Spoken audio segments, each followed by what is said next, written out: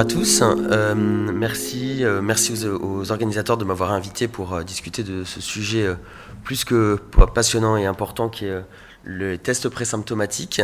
Je me présente rapidement, je suis Sacha Weber, je suis PH de neurogénétique dans l'équipe d'Alexandra Dur à la Pitié-Salpêtrière, dans le département de génétique, au sein duquel, et à l'ICM aussi, et au sein duquel j'ai une activité, entre autres, de parcours présymptomatique sur l'ensemble des pathologies neurogénétiques et dont aussi les pathologies qui nous intéressent aujourd'hui, dont on s'occupe avec Maria Delmar.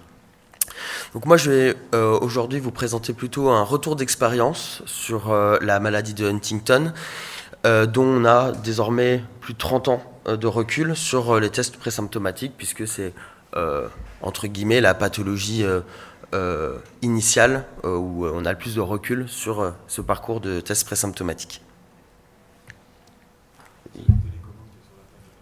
Ah, merci. Non, c'est bon. C'est où ?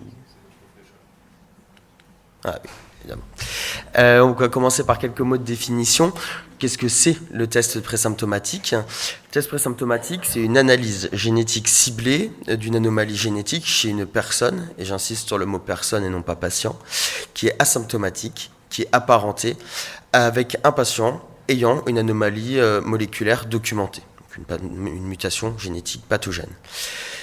Le test présymptomatique se fonde sur 4 grands principes fondateurs. Le premier est l'autonomie de la personne. Pour faire un parcours de test présymptomatique, il faut que la personne soit libre de son choix et pas contraint par les événements ou par quelqu'un, sans pression, notamment de la famille. Le choix doit être éclairé, c'est-à-dire que la personne est invitée à prendre le temps de se poser l'ensemble des questions qui vont amener à son choix final de faire ou non l'analyse génétique. C'est évidemment un parcours confidentiel. La personne n'a absolument pas à transmettre l'information qu'elle souhaite, qu'elle fait ce parcours, ni à transmettre le résultat, hormis à ses descendants, et ça on y reviendra. Et évidemment, un principe qui est très important en présymptomatique, c'est le droit de ne pas savoir. Toute personne a le droit de ne pas vouloir pour soi-même savoir s'il y a une mutation qui va engendrer un risque d'une pathologie plus tardive. Les conditions et les personnes concernées. Alors, un test présymptomatique est possible souvent parce qu'il s'agit dans les cadres de pathologies à révélation tardive. On considère quand même qu'il faut une assez bonne pénétrance. Alors, la pénétrance complète, c'est toujours difficile à définir, mais il faut une assez bonne pénétrance et une bonne relation génotype-phénotype. Ça, on y reviendra, notamment dans le cadre des mutations dans le gène C9orf72. La relation génotype-phénotype est des fois complexe à définir.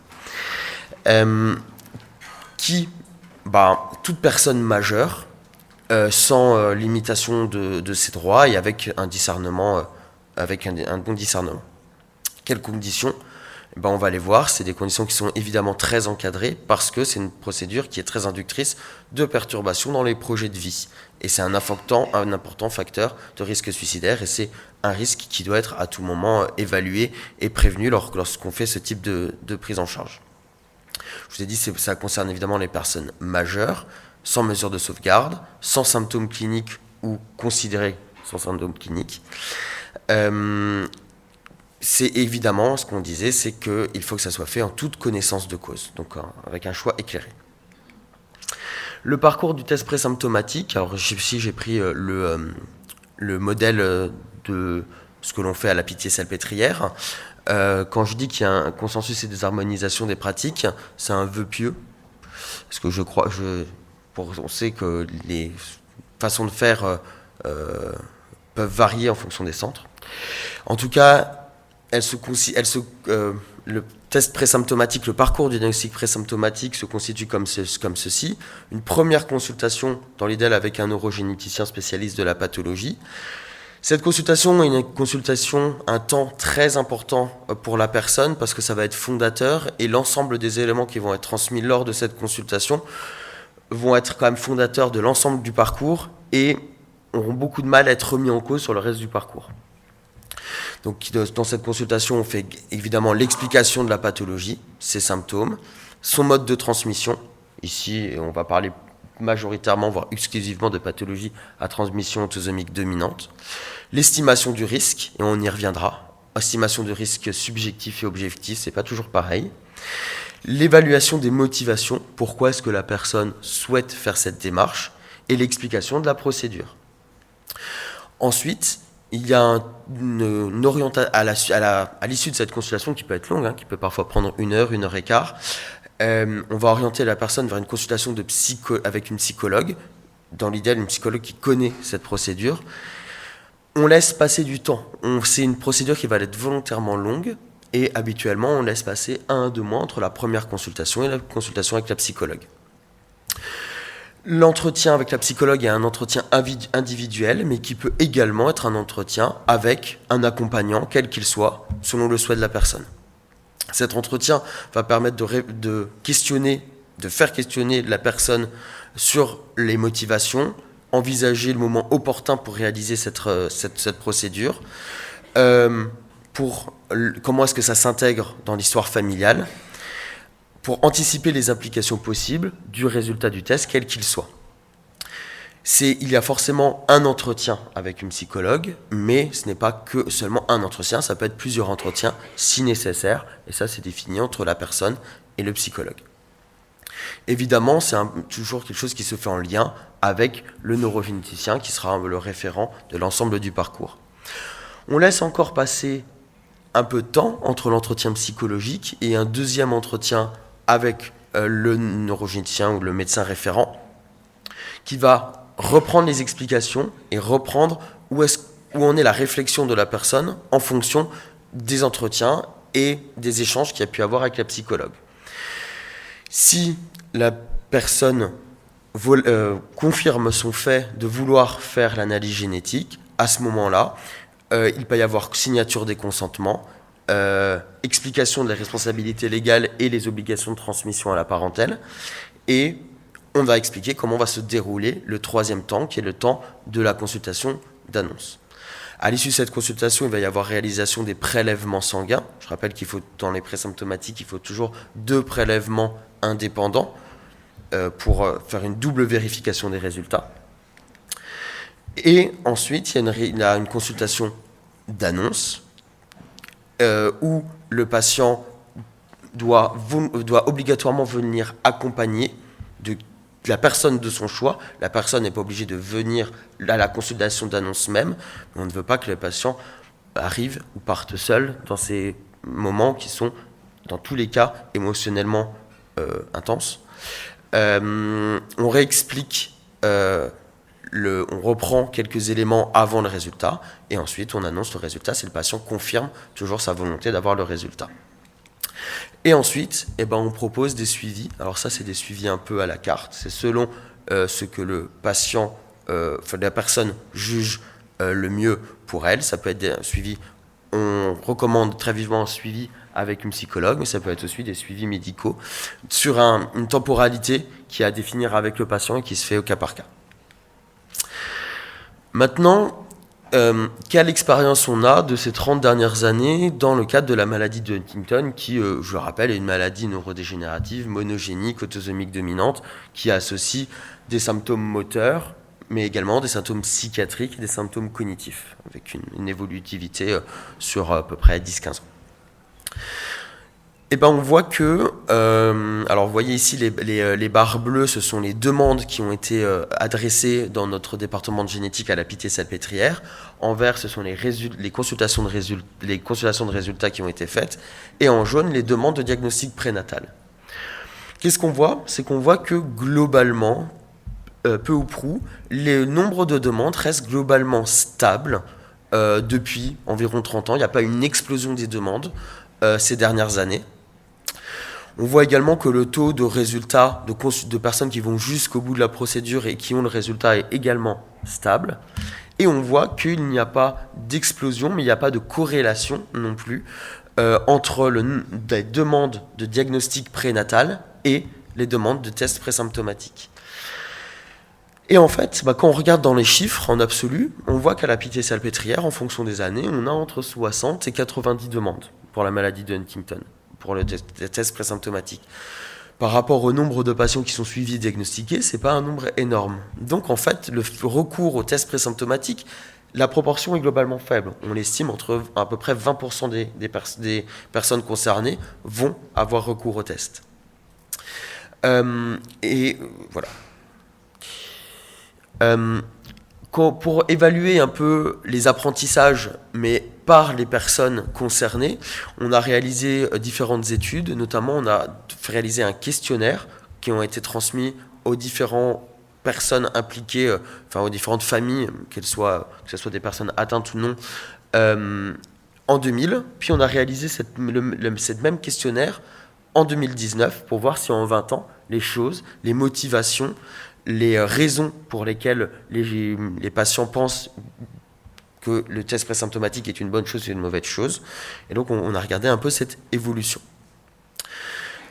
Quand on regarde un peu qui a répondu à ces questionnaires, on voit que c'est globalement homogène. On a quasiment autant d'atteints que de porteurs asymptomatiques, que d'apparentés à risque, que de non-porteurs ou que de conjoints-conjointes. Pour vous donner un peu les chiffres, en 2000, il y a eu à peu près 150 réponses et en 2019, on a eu à peu près 300 réponses. Alors, qu'est-ce qu'on apprend avec tous ces éléments ? On voit que d'abord, on s'est posé la question de qui a informé la personne à risque, qu'elle était à risque. On voit que entre 2000 et 2019, on voit qu'il y a une augmentation quand même de la transmission par les parents eux-mêmes, mais que ça reste moins de la moitié des personnes qui ont répondu. Et d'ailleurs, même si on voit une tendance à ce qu'il y ait plus de parents qui transmettent l'information à leurs enfants en 20 ans, la différence n'est pas significative pour autant. Ensuite, c'est à quel âge est-ce qu'on devrait informer une personne qu'elle est à risque ? On voit que 67% des répondants ont jugé que c'est à 18 ans ou après.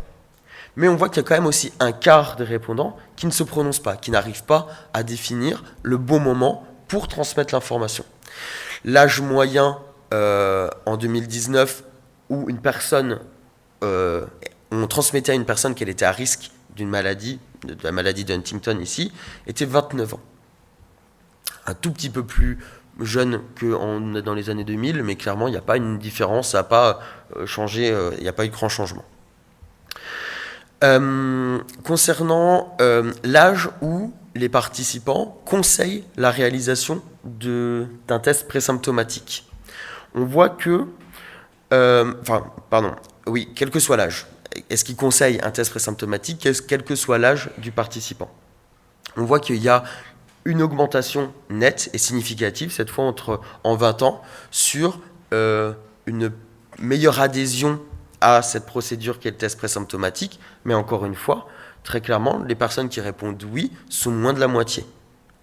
Quand on interroge sur les motivations de pourquoi, on voit que dans les années 2000, la motivation principale était pour éviter la transmission, alors qu'actuellement, c'est plutôt pour avoir le droit de savoir pour soi-même. Donc on voit que les motivations ont changé.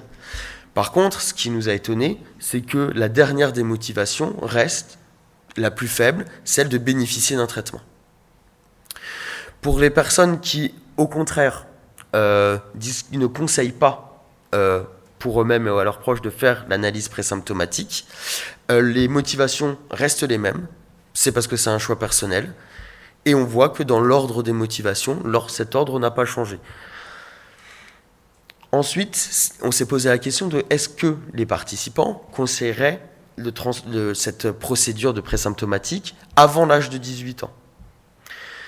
Et on voit qu'en 20 ans, il y a plus de personnes qui seraient promptes à proposer un test présymptomatique aux mineurs. Mais on voit également que la motivation principale a bien changé. Dans les années 2000, c'était pour éliminer une incertitude parentale, alors qu'actuellement, c'est pour donner au mineur le droit de savoir pour lui-même, ce qui est quand même tout à fait différent dans la façon d'aborder cette procédure. alors que les personnes qui déconseilleraient le test présymptomatique avant l'âge de 18 ans restent stables dans leur motivation. Elles le déconseillent avant 18 ans pour prévenir de potentielles conséquences psychologiques négatives. On s'est quand même posé la question de est-ce que les participants étaient au courant de la loi qui n'existait pas en 2000 et qui maintenant existe, qui est la loi de transmission d'informations à la parentèle à risque. Eh ben, on fait mal notre travail, parce que, en tout cas en génétique, parce qu'il n'y a que 13% des participants qui sont au courant qu'il y a une obligation légale de transmission de l'information à la parentèle à risque. Donc on a encore beaucoup de travail à faire là-dessus. Donc qu'est-ce qu'on peut dire de cette expérience ?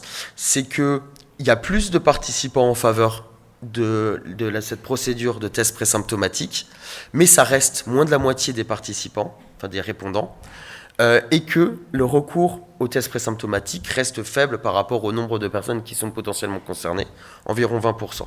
Il y a des différences en fonction des pays, en fonction des pathologies. Il y a plus aujourd'hui, actuellement, il y a plus de place au doute que ce qu'il y avait auparavant. Ce qui est aussi important, et ce qui est un peu, souvent on fait l'association test présymptomatique par rapport à un risque et organiser pour avoir une descendance, eh bien non, en fait, il n'y a pas de lien dans les motivations et dans les faits, dans ce qu'on voit, entre les demandes de DPN et les demandes de tests présymptomatiques. Et également, ce qui nous travaillons à l'ICM avec des protocoles sur la maladie de Huntington très régulièrement, l'accès au traitement est clairement pas une motivation principale, voire c'est une motivation mineure pour faire ce type de procédure. Donc il n'y a pas de changement majeur, réel, entre les années 2000 et actuellement sur ce type de procédure. Alors, les motivations, on l'a dit, ce n'est pas les motivations attendues. La première, c'est quand même la quête de savoir pour soi-même. Le choix procréatif n'arrivant qu'en deuxième, le besoin d'anticiper pour sa vie en troisième et les espoirs de traitement en bonne dernière. Les motivations, elles dépendent évidemment de l'âge, des potentiels projets de procréation, des attentes du partenaire, des attentes familiales, des responsabilités aussi envers les enfants. L'incertitude et l'auto-observation accrue reste une motivation importante, c'est-à-dire que ce test est vu comme le seul moyen de retrouver un sentiment de contrôle sur son incertitude personnelle, sur son état de santé même. La décision, c'est jamais un choix simple, et un choix simple d'autonomie, un choix assez basique. Ça cristallise des séries de négociations entre soi, entre soi et sa famille, entre soi et ses enfants. Avec également toujours la possibilité d'un avenir incertain si le résultat est défavorable. Dans l'autre sens. Ce qui est important aussi, c'est l'évaluation lors de la première consultation du risque subjectif. Le risque subjectif, c'est le risque perçu qui répond à d'autres lois que celles des transmissions génétiques. Pour une maladie autosomique dominante, c'est 50-50, c'est pas bien compliqué. Et pourtant, quand on interroge sur les participants sur quel risque pour eux, ils estiment, on a rarement cette réponse de 50%. Il y a des personnes qui vont être certaines d'être atteintes et d'autres certaines de ne pas être atteintes. Et c'est important de l'identifier en amont parce que ça va changer la façon d'appréhender l'ensemble de la procédure et l'annonce. Le soutien psychologique et la temporalité, c'est également quelque chose de très important. Il faut travailler dans des équipes interdisciplinaires, c'est capital. L'entretien psychologique, il aide à la décision et aux suites des annonces. Pendant la phase de réflexion, il permet également de projeter les patients sur les deux scénarios possibles. Le résultat est favorable ou le résultat est défavorable. Et également, il est important, ce soutien psychologique, après l'annonce du résultat, pour déconstruire la confusion entre le fait d'être porteur d'une mutation et le fait d'être malade. Il permet aussi de revisiter le contenu de l'information médicale. Qu'est-ce que le patient a entendu de ce que le médecin a dit ? Il y a des fois une différence qui est importante. Et de revenir sur ces sentiments de subjectivité. Et enfin, un élément important, c'est en prendre en compte la liminarité. La liminarité, c'est la période de transition pour un individu qui a perdu un statut de personne absolument saine, qui est porteuse d'une mutation, mais qui pour autant n'est pas malade. C'est un statut un peu difficile et c'est parfois, pour certaines personnes, très difficile à vivre cette période un peu de transition. elle a une place majeure, cette phase, sur la surinterprétation de certains signes, petits signes aspécifiques, l'irritabilité, l'oubli, les modifications, qui sont en fait souvent des expressions d'une anxiété qu'il ne faut pas méconnaître et qu'il est important de prendre en charge. Et puis, dernier point, le résultat favorable. La parenté n'est pas porteur. C'est évidemment souvent une source de soulagement, mais il ne faut pas méconnaître aussi certains facteurs psychologiques qui vont avoir une conséquence non négligeable sur les personnes, certains se sont structurés leur choix de vie, ont structuré leur identité sur la certitude d'être porteur. Et ça, il ne faut pas le négliger, parce que ça peut aussi tout à fait perturber les personnes dans leur choix de vie et leur trajectoire de vie. Et puis, la culpabilité du survivant, qui est ce sentiment d'avoir été épargné, versus un frère, une sœur, qui, elle, serait atteint. Et ça aussi, parfois, c'est difficile à vivre. Et là aussi, la prise en charge psychologique a tout son rôle. Je vous remercie pour votre attention.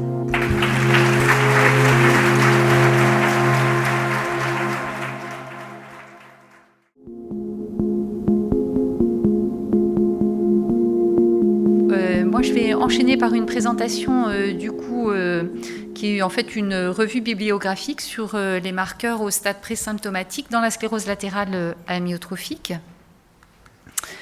Donc, je vous rappelle que en ce qui concerne la génétique, finalement, les progrès récents de la génétique permettent aujourd'hui de caractériser sur le plan génétique les patients SLA dans presque 60% des cas.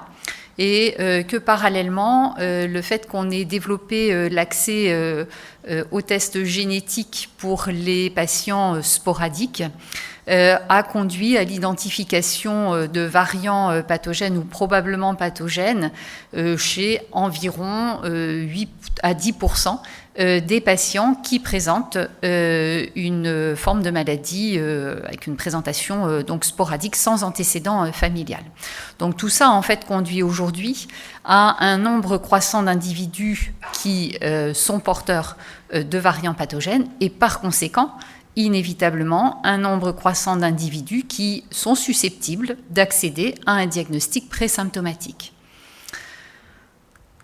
D'autre part, donc, ont été définis précédemment par différents groupes de travail et notamment proposés initialement par Benatar, une définition, en fait, une révision en fait, de la définition de la maladie dans la sclérose latérale amyotrophique, puisque on considérait donc la maladie comme la période symptomatique, donc avec un diagnostic X mois après le début des symptômes, donc ce qui permettait de porter le diagnostic de sclérose latérale amyotrophique selon les critères que l'on connaît bien. Mais en fait, cette période de maladie, en fait, elle a été étendue dans ce concept à cette période présymptomatique, donc qui précède l'apparition des premiers symptômes, ce moment qu'on va appeler la phénoconversion, et comporte donc cette première période qu'on appelle la période prodromale, au cours de laquelle il peut y avoir de minimes symptômes qui ne permettent pas de retenir le diagnostic de sclérose latérale amyotrophique selon les critères que l'on connaît bien, mais néanmoins où il y a déjà des petits signes cliniques ou paracliniques. Et puis cette phase prodromale est précédée d'une phase en fait où il y a un silence sur le plan des symptômes, donc aucun symptôme, et pourtant au cours de laquelle éventuellement on peut noter déjà des modifications de certains marqueurs. Cette période entre ce temps entre cette période cliniquement totalement silencieuse ou prémanifeste et la période prodromale est appelée la phénotransition. Donc, voilà un petit peu les différents termes que l'on peut employer pour définir en fait cette période de maladie et les différents stades de la phase présymptomatique. D'autre part, je vous rappellerai en fait que la sclérose latérale amyotrophique, comme vous le savez, est une maladie extrêmement hétérogène au stade de maladie, donc hétérogène dans sa présentation phénotypique et notamment, vous le savez tous, par l'association éventuellement à des troubles cognitifs et ou comportementaux, mais également très hétérogène dans son évolution. On sait qu'il y a des progresseurs rapides et des progresseurs lents, et également sur le plan métabolique, puisqu'on sait qu'il y a aussi des patients qui vont présenter un hypermétabolisme et au contraire des patients qui vont plutôt avoir un hypométabolisme. Donc toute cette hétérogénéité sur le plan phénotypique a évidemment également une importance pour la période en fait présymptomatique qui nous intéresse aujourd'hui. Alors, les challenges en fait que l'on va devoir relever au stade présymptomatique, eh bien, c'est d'essayer de pouvoir déterminer l'âge de début des symptômes chez les individus qui sont porteurs de variants pathogènes. C'est évidemment également de pouvoir éventuellement prédire l'évolution phénotypique compte tenu de cette hétérogénéité phénotypique, notamment en ce qui concerne les symptômes, que ce soit les symptômes moteurs, éventuellement plus l'atteinte du neurone moteur central ou du neurone moteur périphérique, mais également concernant les troubles cognitifs et ou comportementaux et éventuellement le risque de développer une démence frontotemporale. Et puis c'est également prédire l'évolution phénotypique en termes de rapidité d'évolution de la maladie et notamment d'essayer de prédire si il peut s'agir de progresseurs rapides ou de progresseurs lents.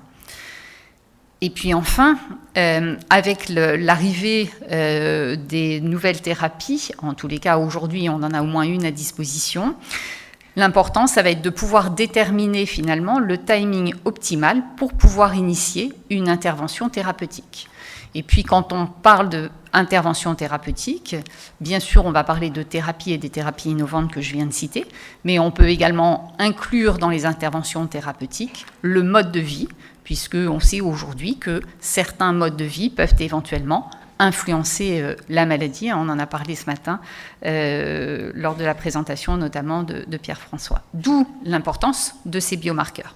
Donc ce que je vous propose, c'est de balayer très rapidement les données de la littérature concernant ces différents marqueurs, ce que l'on sait aujourd'hui au sujet de ces différents marqueurs. Donc les premiers sont les neurofilaments. Vous savez que ce sont des marqueurs de la dégénérescence axonale.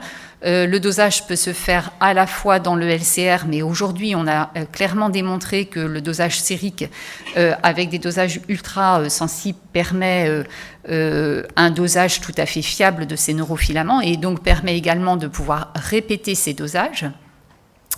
Et l'utilité du dosage des neurofilaments dans la sclérose latérale amyotrophique au stade présymptomatique a également été clairement démontrée dans la littérature, puisqu'on sait que l'augmentation du taux de neurofilaments sériques va, et au niveau du LCR bien sûr également, va en fait précéder l'installation des symptômes moteurs et également des troubles cognitivo-comportementaux pour les patients qui vont éventuellement développer une maladie sur le versant cognitif. L'utilité peut être également pronostique et on a également des données donc, dans la littérature qui permettent d'avancer ce point aujourd'hui, puisqu'on sait que la durée de la phase présymptomatique va être proportionnelle à la phase symptomatique. Donc autrement dit, avec une élévation très rapide des neurofilaments, ça peut prédire en fait de l'évolution d'une forme symptomatique plutôt rapide. Néanmoins, en fait, il y a également beaucoup de limites dans le dosage des neurofilaments. D'abord parce que aujourd'hui, on sait que le taux basal est variable. Ce taux, il est variable en fonction de l'âge. On sait qu'il augmente progressivement avec l'âge et que l'augmentation n'est pas forcément linéaire. Elle va être plus significative à partir de l'âge de 60 ans environ, même à un stade présymptomatique, donc avant la maladie. Elle va être dépendante également du sexe. Et puis, elle va être également dépendante des gènes impliqués. Par exemple, une étude récente a montré qu'en comparant des sujets qui étaient porteurs de variants dans le gène C9orf72 et des sujets qui étaient porteurs de variants dans le gène de la progranuline, eh bien, ils ont montré que le taux de neurofilaments chez les porteurs asymptomatiques était plus élevé chez les porteurs de variants dans le gène C9orf72. Et puis la dynamique d'évolution est également variable. Et là également, elle va être variable en fonction des gènes, Autant on sait que chez les C9, le taux basal va être plutôt plus bas, mais ce taux va présenter une augmentation qui va être plus lente que ce qu'on peut voir chez les sujets qui sont porteurs de variants dans le gène de la progrannuline. Donc tout ça, en fait, est à prendre en compte pour utiliser éventuellement ces neurofilaments. Et puis enfin, dernier point, on sait que les neurofilaments peuvent avoir un taux variable en fonction du phénotype clinique. Et par exemple, pour les sujets porteurs de variants dans le gène C9 ORF72, et bien on sait que ce taux de neurofilaments va être plus élevé pour les formes à expression motrice que pour les formes à expression cognitive ou psychiatrique. Et puis, ça va être également plus élevé pour les formes avec une atteinte du neurone moteur central plutôt que du neurone moteur périphérique. Donc en fait, toutes ces données montrent qu'il y a un intérêt, mais il y a aussi beaucoup de limites au dosage de ces neurofilaments et que probablement, pour pouvoir être prédictif, il est important de les répéter régulièrement pour pouvoir en fait voir le moment où on va véritablement avoir une ascension de neurofilaments significative. Sur le plan électrophysiologique, il a été clairement démontré dans diverses études que l'électroneuromyographie, qui permet notamment la quantification du nombre d'unités motrices, était un moyen de pouvoir déterminer la présence de signes d'atteinte du neurone moteur périphérique avant même qu'il y ait des symptômes sur le plan moteur cliniquement. Néanmoins, on sait que ces modifications sont en général proche du moment de la phénoconversion, avec une diminution du nombre d'unités motrices qui précède en général de 3 à 12 mois selon les études le début des symptômes moteurs. Donc c'est-à-dire en fait vous savez que en fait les symptômes moteurs vont apparaître alors qu'il y a une perte de 30 à 50 environ 50% du nombre d'unités motrices. Eh bien l'électromyogramme va permettre de précéder l'apparition de symptômes liés à ces pertes d'unités motrices en les mettant en évidence. Sur le plan électrophysiologique, il y a eu des études également concernant l'étude de l'excitabilité corticale et donc qui permet d'évaluer l'atteinte du neurone moteur central. Il y a eu des études à la fois chez les porteurs de mutations SOD1 mais également chez les porteurs de variants dans le gène C9ORF72. Et à ce jour, les études n'ont pas véritablement mis en évidence d'anomalies de l'excitabilité corticale qui pourrait donc être une traduction de l'atteinte du neurone moteur central.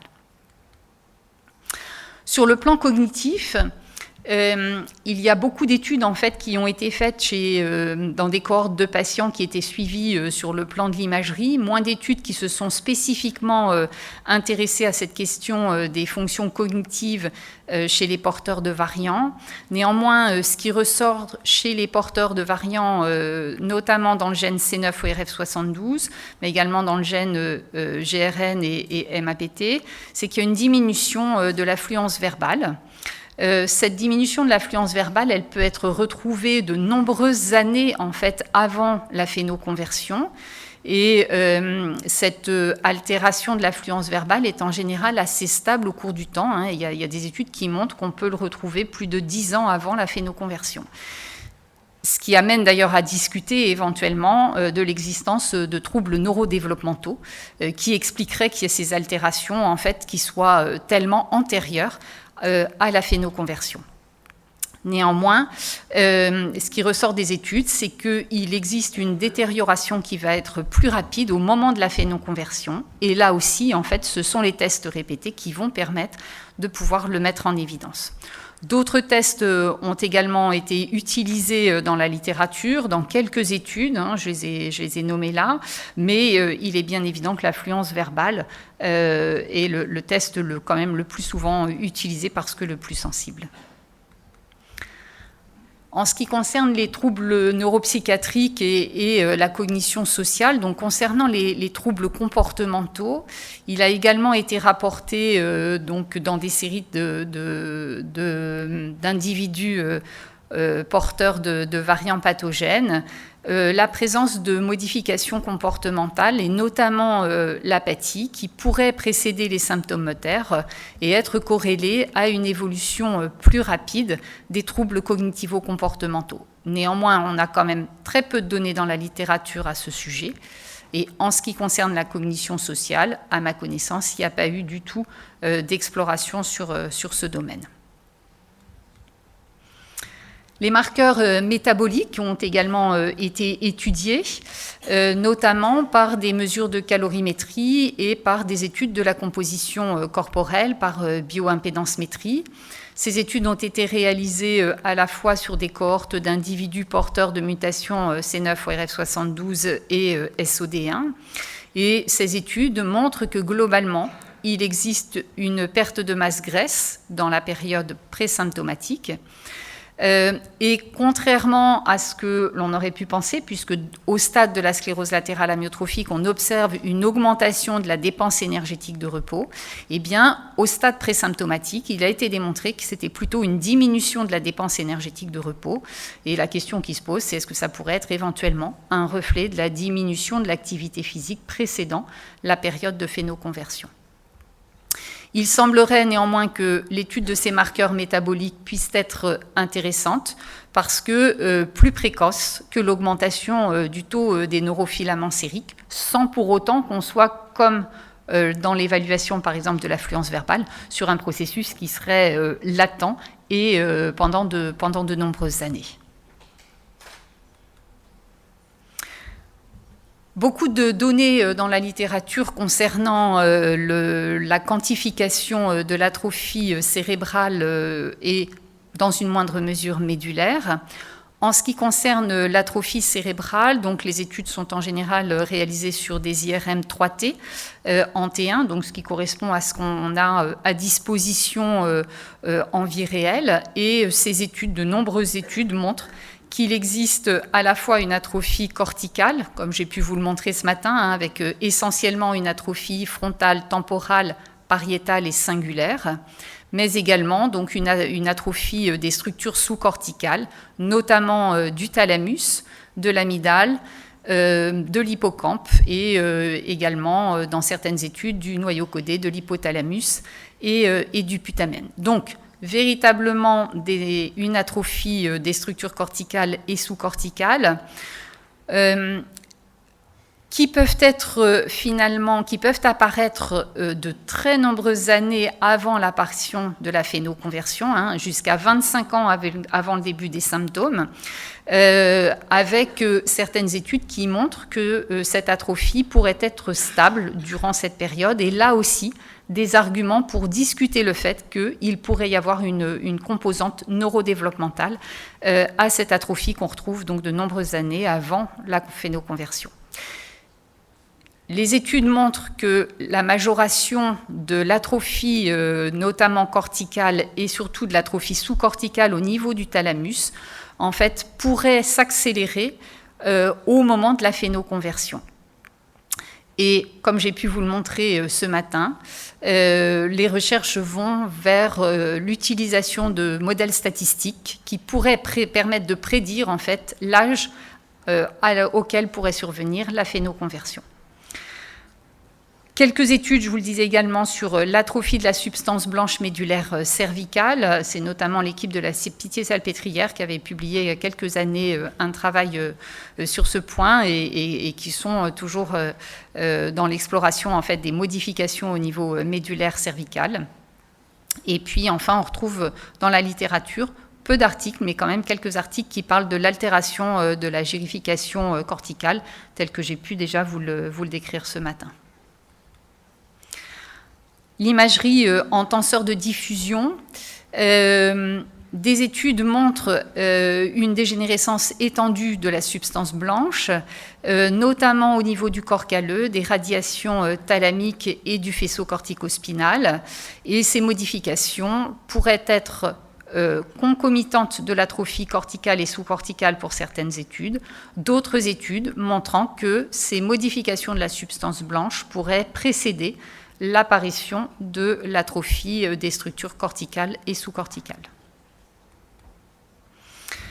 Chez les patients, chez les individus présymptomatiques SOD1, en fait, il y a beaucoup moins d'études que chez les individus porteurs de mutations dans le gène C9 ou RF72. Donc les études sont limitées. Globalement, de quelques études qui sont publiées, il n'y a pas d'anomalie corticale et sous-corticale. Une étude qui a montré en spectroscopie qu'il pourrait y avoir une diminution du ratio NAA sur créatine et NAA sur myosine, mais ce point reste à confirmer. Et puis en DTI, il pourrait y avoir également une diminution de l'anisotropie fractionnelle au niveau de la capsule interne, mais encore une fois, ce sont vraiment des données qui sont à répliquer, parce que très peu de données à ce jour dans la littérature. Alors, tout ça, en fait, nous amène à nous poser la question aujourd'hui de quelles évaluations proposer chez les sujets asymptomatiques porteurs de variants pathogènes que l'on suit. Et je ferai référence, en fait, à la publication de Michel Benatar et collaborateurs suite à un workshop qui avait été réalisé en 2019. Et ce qui ressort de ces recommandations, c'est que on pourrait s'aider éventuellement pour détecter cette période juste avant la phénoconversion, donc on appelle le mild motor impairment, de l'électroneuromyographie pour détecter éventuellement déjà une perte d'unité motrice à ce stade, alors que l'évaluation clinique motrice ne montre pas de symptômes qui permettent de porter le diagnostic. Et puis également de proposer des évaluations sur le plan cognitif chez tous les individus qui sont porteurs de variants susceptibles de donner des troubles cognitivo-comportementaux ou de développer une démence frontotemporale. Et donc ces recommandations conseillent une évaluation de la cognition, mais également du langage et des symptômes neuropsychiatriques pour connaître l'état de base du patient et éventuellement noter une modification au cours de l'évolution qui pourrait être une première évaluation en faveur d'une évolution vers un stade symptomatique. Ces recommandations insistent également sur l'importance de l'interview d'un proche concernant le comportement, du fait éventuellement de la perte de l'insight et par conséquent de l'incapacité pour les patients de pouvoir se rendre compte de leurs modifications comportementales. Et puis la deuxième question qu'on peut se poser, quelle est la fréquence des évaluations? Donc là également un peu de données dans la littérature, à part ce papier de Benatar.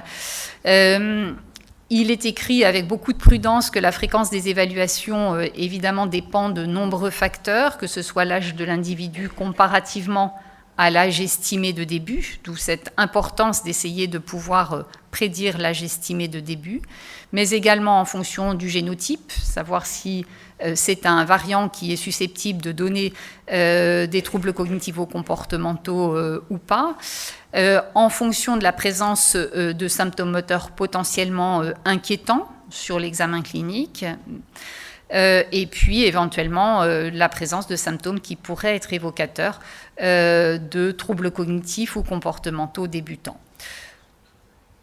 Si on essaye de faire un petit peu une moyenne de tout ça, donc ces recommandations proposent quand même une fréquence annuelle pour les patients porteurs de variants au stade asymptomatique.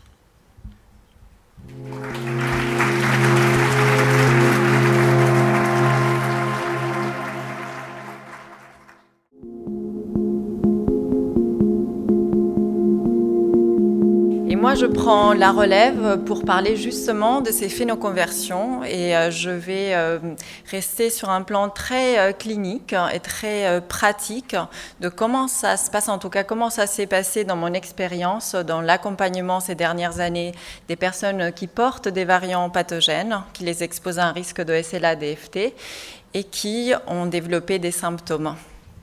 Et l'idée, c'est justement après, par rapport à comment ça s'est passé, peut-être réfléchir ensemble, qu'est-ce qu'on aurait pu faire autrement et justement dans l'idée de discuter sur quel est le suivi qu'on devrait établir pour ces personnes, avec quels bénéfices et quel intérêt pour les personnes.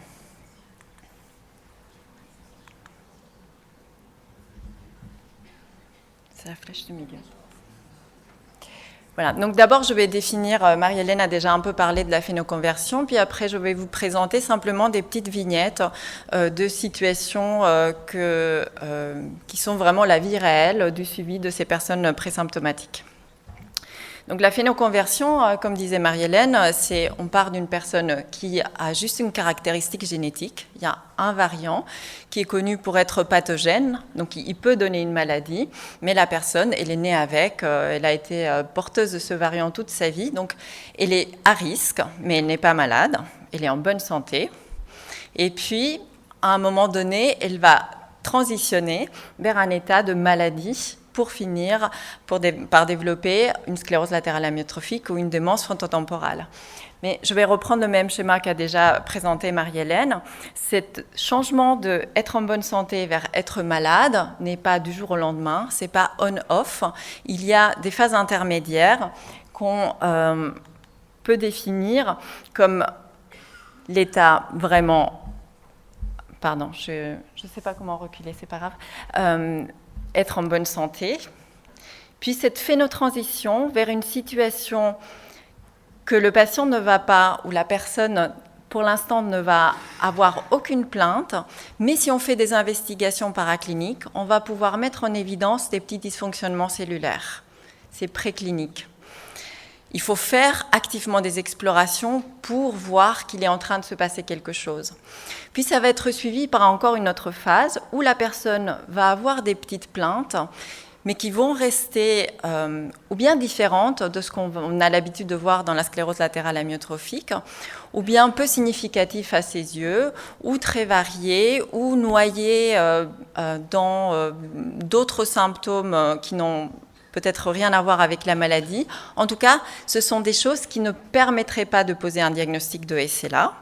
Et puis finalement, des symptômes caractérisés vont arriver et ça va nous permettre de poser ce diagnostic de SLA. Donc entre les deux, il y a vraiment cette zone grise.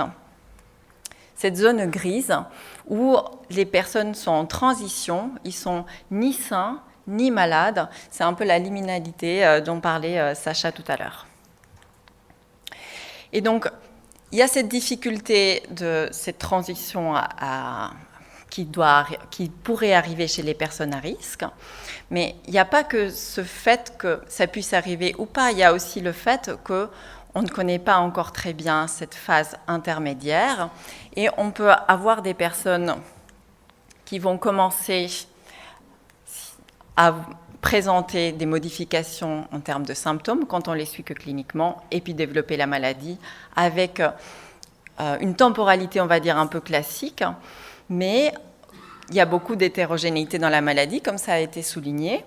Donc, il y a des personnes qui peuvent être amenées à présenter des petites modifications peu significatives en termes de symptômes pendant des durées d'évolution excessivement longues, et puis avoir finalement une SLA lente, comme on peut voir en clinique, et puis des personnes qui vont au contraire aller très très vite et on va se retrouver face à une maladie très rapidement évolutive, ou des personnes qui vont jamais vraiment transitionner ou peut-être rester dans une phase préclinique, asymptomatique mais avec des modifications sur toute une durée de vie, en tout cas sur l'espérance de vie habituelle d'une personne.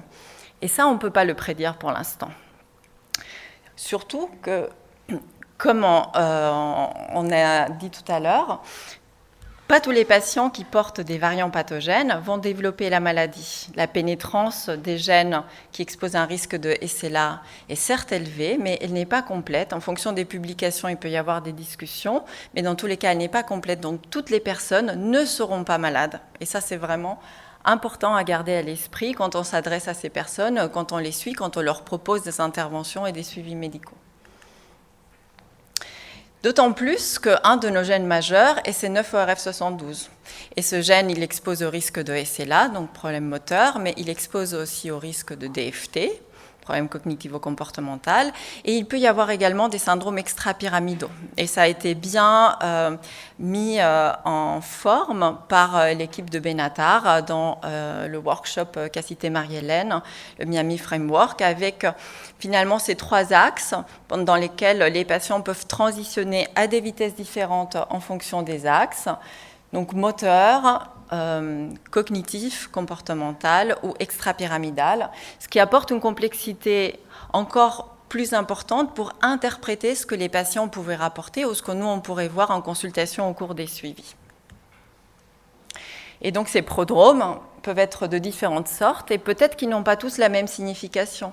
Peut-être que chez des patients C9, on pourrait avoir un peu de prodromes extrapyramidaux 20 ans avant de la maladie et puis 10 ans avant la SLA développer des symptômes cognitivo-comportementaux légers et puis finalement avoir une SLA 10 ans plus tard. Alors quelle signification donner à des petites modifications qu'on va pouvoir mettre en évidence ou bien à l'interrogatoire ou bien à l'examen des patients pour préparer cette phénoconversion et surtout quelle information donner aux personnes. En tout cas, je vais vous présenter ces quelques vignettes des situations que moi j'ai vécues qui concernent que 2 des gènes pour lesquels j'ai l'expérience de la phénoconversion, SOD1 et C9orf72. D'abord, quelques chiffres pour mettre en perspective. Dans notre consultation donc à la Pitié-Salpêtrière que je prends en charge depuis 2017. On a vu 380 personnes à peu près en demande de test. Tous n'ont pas fait le test. Et souvent, en neurogénétique, on dit que c'est un succès lorsque les personnes s'arrêtent au cours du processus. Ça veut dire qu'ils ont compris qu'ils ont le droit de ne pas savoir et que l'accompagnement psychologique leur a permis de prendre une décision pour eux-mêmes. Et donc, sur cette cohorte de personnes, il en ressort qu'à peu près 120 personnes sont porteuses, se savent porteuses d'anomalies génétiques. Et donc, c'est les personnes qu'on va suivre dans le temps. C'est majoritairement du C9orf72. Et c'est vraiment une problématique qui va devenir de plus en plus importante. Seulement en 2024, j'ai vu 67 personnes. Donc, c'est des chiffres qui commencent vraiment à s'approcher à ce qu'on voit dans la maladie de Huntington. On est vraiment dans le même ordre de grandeur, de volume de personnes suivies dans le temps. Et sur ce volume de personnes, en 8 ans, il y a une petite dizaine de phénoconversions. Donc, ça reste des événements rares. Et donc, il va falloir beaucoup de temps pour qu'on ait vraiment une expérience et qu'on puisse en tirer des conclusions pertinentes pour le suivi et sur les informations judicieuses à donner aux personnes. Premier cas, patiente de 32 ans qui a une histoire de SLA familiale du côté paternel avec une forme lente. Elle consulte en 2022, à l'époque elle a 29 ans et elle dit en motivation, comme disait Sacha, très important toujours savoir quelles sont les motivations de faire le test, savoir et anticiper. Elle décide au cours de cette démarche d'arrêter son processus de test présymptomatique. Elle préfère passer à autre chose. Et puis finalement, elle nous recontacte 2 ans plus tard puisqu'elle a développé un déficit moteur du membre inférieur. Ça se passe assez vite pour elle. Elle a son EMG en ville assez vite. Elle est prise en charge dans notre centre à partir de septembre-octobre 2024. Et il y a un suivi assez classique qui se met en place pour elle. Elle a eu besoin, là je l'ai vu récemment il y a quelques semaines, d'un certain temps quand même pour accepter la maladie dans le sens d'en parler à sa famille. Elle a jusqu'à un certain degré caché et resté un petit peu dans les dénis, mais là elle accepte. Ce qui est intéressant dans cette situation, c'est qu'elle refuse le tofersen, alors qu'on dit c'est vraiment l'intérêt de suivre ces personnes qui sont porteuses de mutation SOD1. Elle a accès encore à ce médicament, elle a décidé de ne pas l'accepter, probablement du fait que c'est une forme lente et qu'elle est encore en processus d'acceptation. En tout cas, cette jeune femme, manifestement, elle a besoin de temps et il faut lui donner le temps. Cas numéro 2, aussi SOD1. C'est une femme de 68 ans qui a une histoire de SLA pénétrante, fait le test en 2023. Elle veut informer ses enfants, essentiellement. Ce n'est pas tellement pour elle, même si en deuxième motivation, elle dit quand même qu'elle voudrait anticiper ce qui pourrait se passer pour elle si la maladie arrive. Quand elle vient faire le test, je vois bien qu'elle a une petite gêne motrice de la main gauche. Elle n'en parle pas du tout, je n'aborde pas la question. Elle fait le test, elle est porteuse, et puis au fil des consultations, que j'avais un petit peu rapprochées puisque j'avais vu le déficit amyotrophiant de sa main, elle finit par accepter le fait qu'on fasse des examens sur cette petite gêne motrice de la main gauche, mais qui ne la gêne pas du tout au quotidien. On fait les examens qui aboutissent au diagnostic de SLA. Elle remplit les critères, elle a un EMG pathologique. Et puis on commence la prise en charge. Elle, pareil, en refus de tofersen. Et puis quand on fait le point avec elle sur comment s'est passé ce processus, elle reste vraiment sur une ambivalence sur est-ce que ça lui a apporté quelque chose ou pas, le fait d'entrer dans cette catégorie de malade. Elle est parfaitement autonome, elle continue sa vie, mais maintenant elle a un 100%, elle a des visites régulières à l'hôpital, elle n'a pas accepté le traitement par tofersen que je lui ai proposé, certes elle a commencé du riluzole, mais est-ce que vraiment il y a eu un bénéfice pour cette personne qui n'avait pas vraiment de demande de diagnostic et pas vraiment de plainte, en tout cas dans son fonctionnement du quotidien, de changer de statut? Elle voulait savoir pour que ses filles puissent faire le test, donc ça c'était ok, mais est-ce qu'il y avait vraiment un intérêt pour elle d'entrer dans le statut malade atteinte de SLA?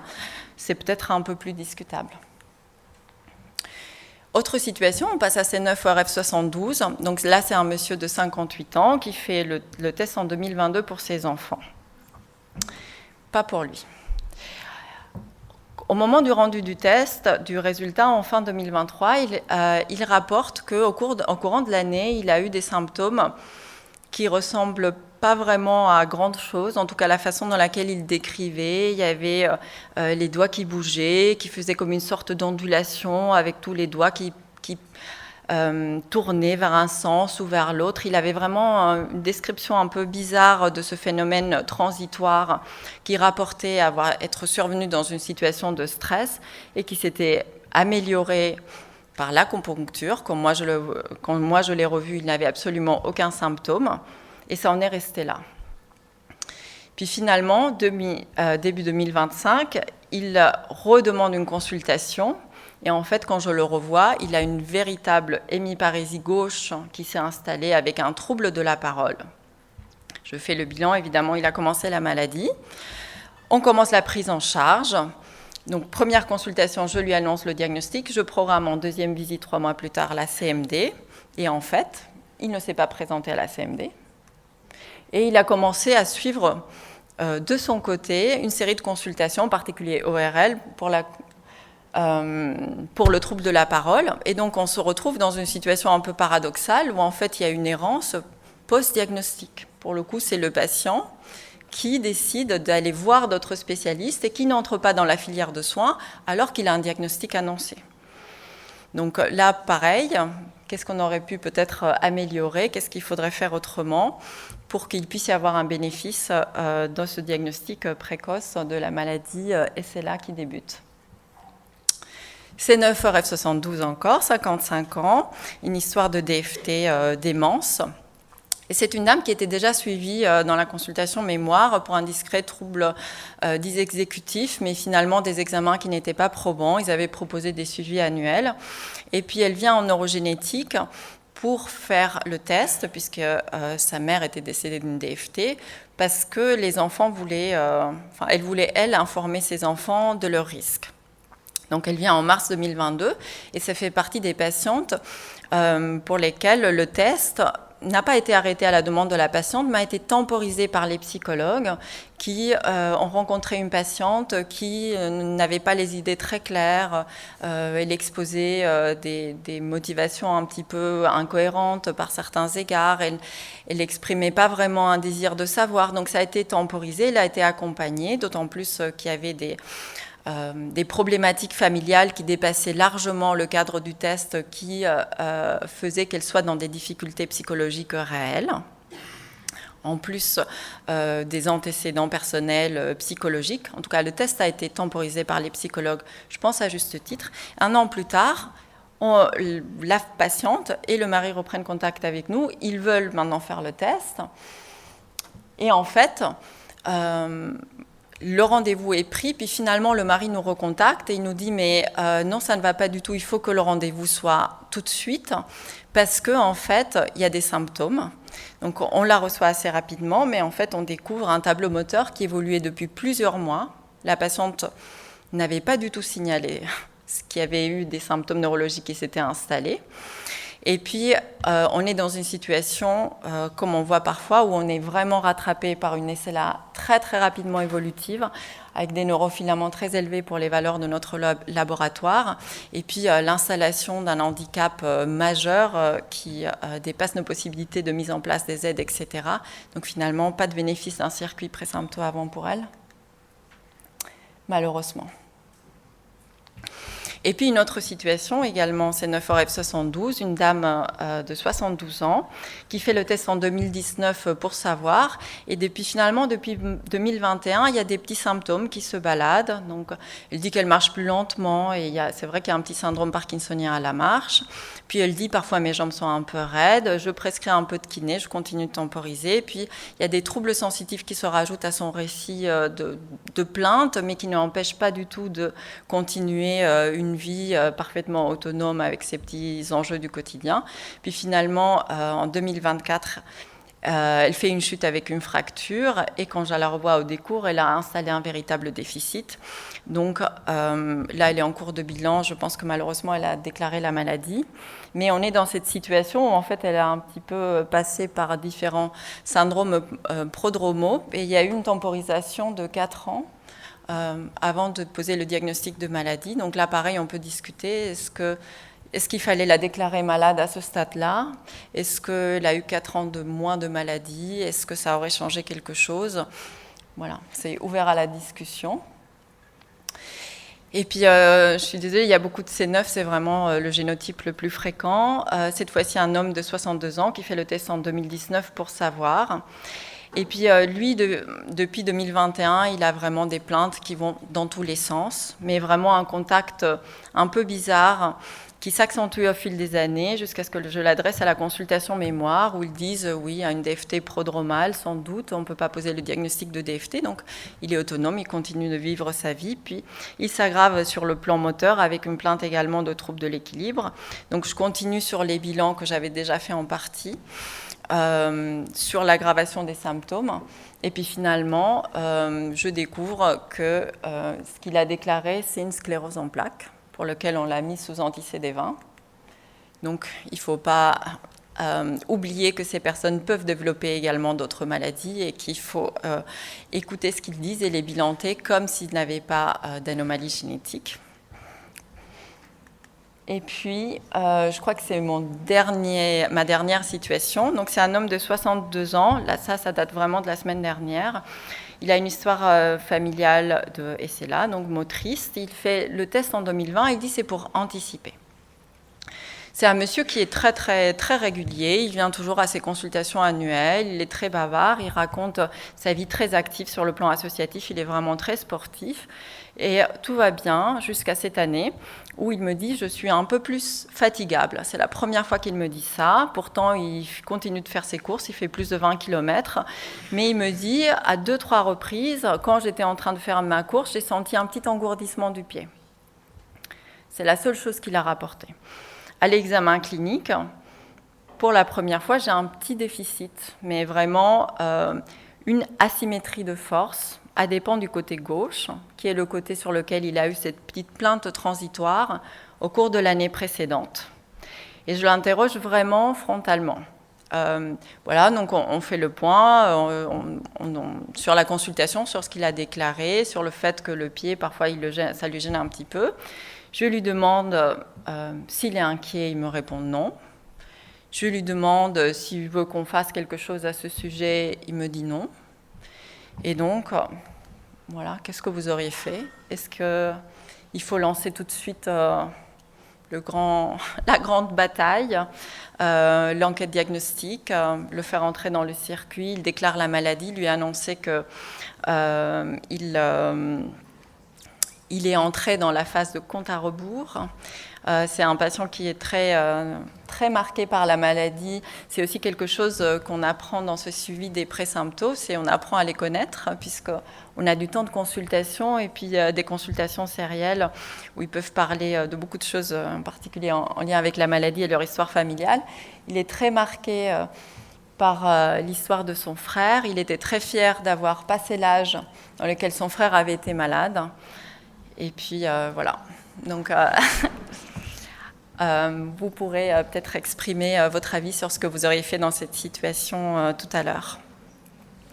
En tout cas, si on est dans un contexte hors recherche, et la recherche, évidemment, c'est très très important d'explorer ces personnes, ils vont nous fournir des informations majeures sur la maladie et sur des informations qui nous permettront de leur donner vraiment des renseignements beaucoup plus précis sur leur risque, sur la temporalité de leur risque, sur la qualité de leur risque, mais en clinique. Est-ce qu'il y a un bénéfice ? Comment estimer cette balance ? Bénéfice-risque d'un diagnostic précoce, voire ultra précoce, peut-être trop précoce dans certaines situations. Donc, on peut estimer différentes choses. Donc, on peut dire que c'est très important. Nous, dans la SLA, on a la culture on arrive toujours en retard au diagnostic. Ils viennent trop tard, il y a un délai diagnostique, on n'a pas le temps de mettre en place les choses. Donc, on se dit, anticiper au maximum, c'est vraiment ce qu'il y a de mieux à faire. C'est exactement ce qu'on veut. On pourra commencer tôt le traitement. Mais est-ce que vraiment il y aura un bénéfice de débuter très tôt le riluzole ? On ne sait pas. On a envie de se dire intuitivement oui, mais si nos intuitions marchaient, il n'y aurait pas d'essai négatif. Donc on ne sait pas. Tant que ce ne soit pas prouvé, on ne le saura pas. On pourrait se dire on va anticiper ces interventions qu'on a du mal à mettre en place, en particulier les aides humaines, les aides sociales. Mais est-ce que les personnes vont suivre ? Et on le voit dans la maladie. Souvent, les personnes déjà malades, on a un mal fou à leur faire accepter. Parfois les dossiers MDPH, parfois les gastrostomies, parfois les ventilations. Alors, quelqu'un qui est en bonne santé ou quasi, est-ce qu'elle va accepter qu'on déploie déjà ce genre d'intervention ?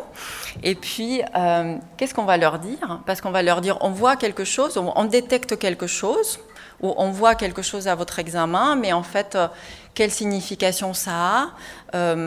On ne sait pas. On est peut-être parti pour 1 an de stabilité, comme 5 ans, comme 10 ans, comme 15 ans.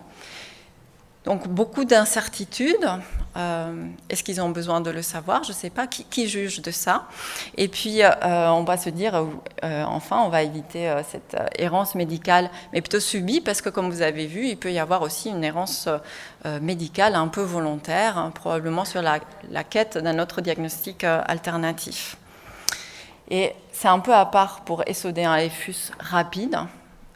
Et ça, c'est assez évident. Je ne vais pas forcément déployer. Mais il y a peut-être des maléfices aussi d'aller dans cette quête de poser le diagnostic le plus vite possible. Quel est l'impact psychologique ? Chez les personnes, on ne sait pas. Et puis, quelque part, on va les amputer d'une tranche de vie en bonne santé. Alors que sur une histoire naturelle de la maladie de quelques années, est-ce qu'il y a vraiment un intérêt à que, comme je disais, ce compte à rebours s'enclenche plus tôt, 2 ans plus tôt, 3 ans plus tôt, 1 an, c'est peut-être 1 an où ils seront peut-être stigmatisés dans leur famille, professionnellement ou à titre personnel, sur le plan psychologique. En tout cas, la qualité de vie risque d'être impactée pour un bénéfice qui reste à prouver. Il n'y a pas de sanction thérapeutique significative. Sauf évidemment, je redis, SOD1 et FUS rapide. Donc, si on se pose la question de comment organiser le suivi, il faut se poser la question de qu'est-ce qu'on cherche à détecter et pourquoi. Et puis aussi, comment on va évaluer le rapport bénéfice-risque de ce qu'on aura mis en évidence et ce qu'on aura dit à ces personnes, sans parler du fait que les cohortes grandissent, que pour un grand nombre de ces personnes, on est à beaucoup d'années de leur éventuelle maladie et que tous ces examens qu'on fera, les EMG, etc., ce sera aussi des moyens qu'on ne flèche pas vers les malades. Ça a aussi un coût financier. Tous ne seront pas malades. Donc peut-être si on met en place un suivi qui sera très rigide, avec beaucoup d'examens systématiques, on va leur faire des examens neuropsychologiques, des examens électrophysiologiques, ils ne seront pas malades. Donc, quelque part, on va leur faire subir tout ça avec le coût financier que ça implique, alors qu'ils ne développeront pas de maladie. Ça, pour l'instant, on n'arrive pas à faire la différence. C'est ça un des principaux problèmes. Et puis aussi le caractère temporel. L'âge moyen des personnes qui viennent à la consultation, c'est 46 ans, mais il y en a quand même beaucoup qui ont moins de 35 ans, donc on est peut-être à 30 ans de la maladie. Donc ils seront probablement malades quand on sera tous à la retraite, cette cohorte de personnes. Donc, comment trancher ? Il n'y a pas d'intervention médicale qui puisse modifier l'histoire naturelle de la maladie. Quel sera le juge de paix pour évaluer le rapport bénéfice-risque pour une personne donnée ? Alors, est-ce qu'il faut leur demander pas à eux ? Quelles sont leurs demandes ? Qu'est-ce qu'ils nous demandent, nous, en tant que médecins ? Quelles sont les préférences ? Quels sont les besoins ? Quelles sont les attentes ? Est-ce qu'il ne faudrait pas créer une sorte de directive anticipée de détection de la maladie en fonction des personnes, avec toutes les limites que ça suppose, puisque certes on pourra leur dire s'ils ont dit qu'ils voulaient savoir qu'on a détecté des choses, mais quelle est la signification de leurs choses pour leur évolution, pour leur pronostic, en particulier toutes ces situations des mild syndromes, que ce soit moteur, que ce soit cognitif.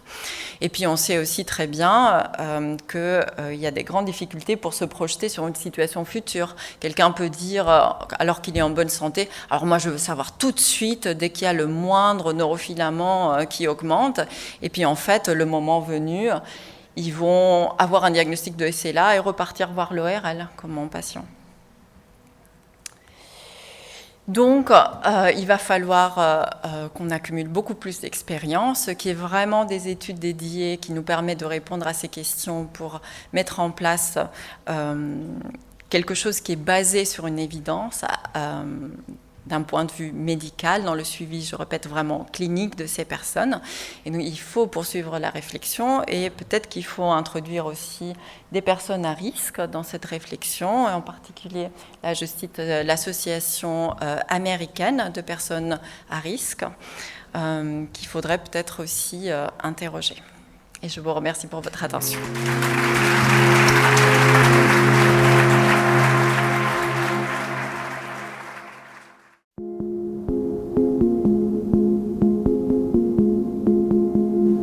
Globalement, en vous écoutant, me vient une idée que je n'ai pas posée sur la diapositive puisqu'elle est récente et qui rejoint un peu la thématique de nos JNA 2025.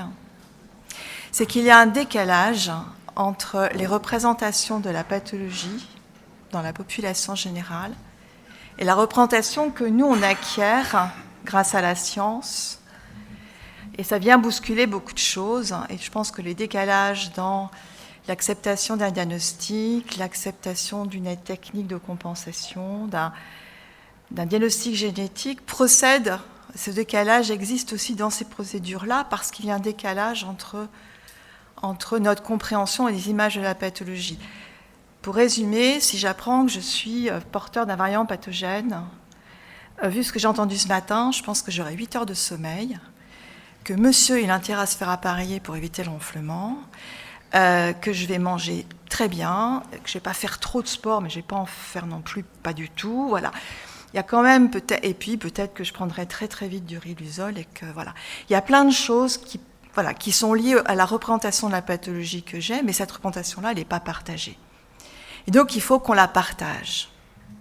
Et là, il faut qu'on s'entende bien sur les mots qui sont entendus par les patients.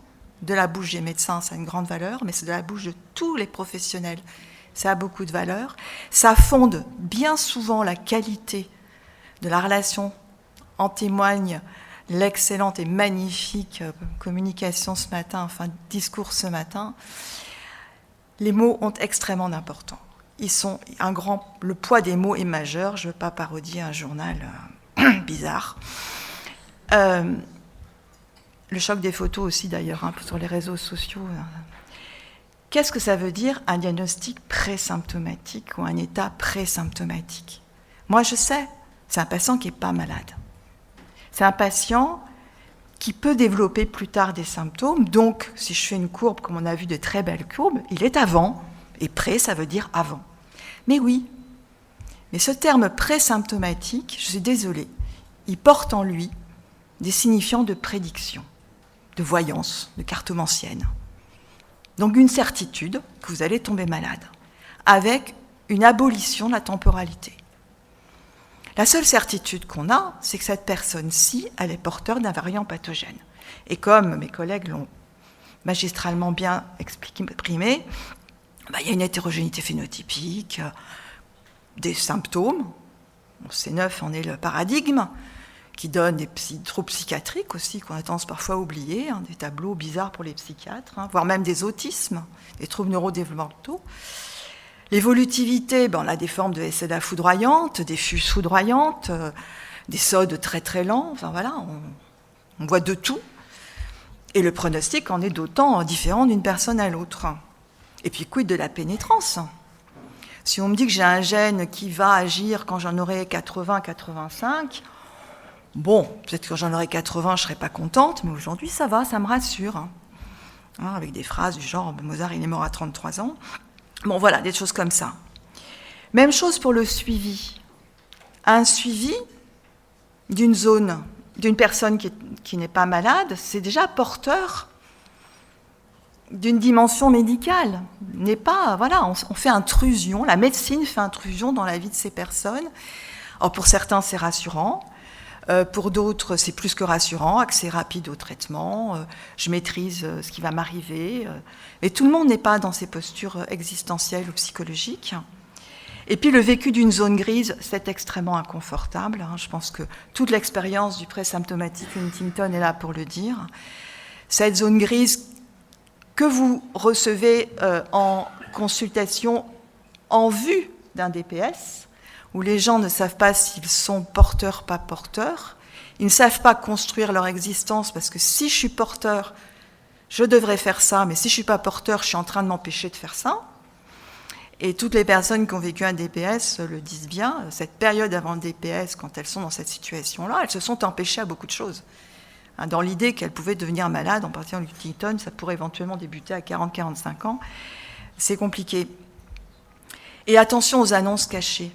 Alors là, c'est tout nouveau pour nous, mais j'avoue que quand on fait un dosage de chaîne légère de neurofilaments, maintenant les patients sont extrêmement au courant. Quand on le fait à visée diagnostique, de nombreux patients me demandent « Et alors, vous avez fait mon taux de chaîne légère de filaments ?» Ben oui, il t'a combien ? Tac. C'est une deuxième annonce. Parce que c'est dans l'esprit, il n'y a pas d'hésitation, c'est vraiment ça. Et puis si je regarde, il est très élevé, donc j'en ai plus que pour autant. Donc attention aux annonces cachées. Alors, c'est le contraire du intuitif. Alors, comment s'en sortir ? Donc, si on interroge si on interroge les sciences humaines, et en particulier qu'on essaie de regarder si d'autres penseurs, pas forcément des médecins, ont réfléchi à cela, ils nous font des propositions, qui est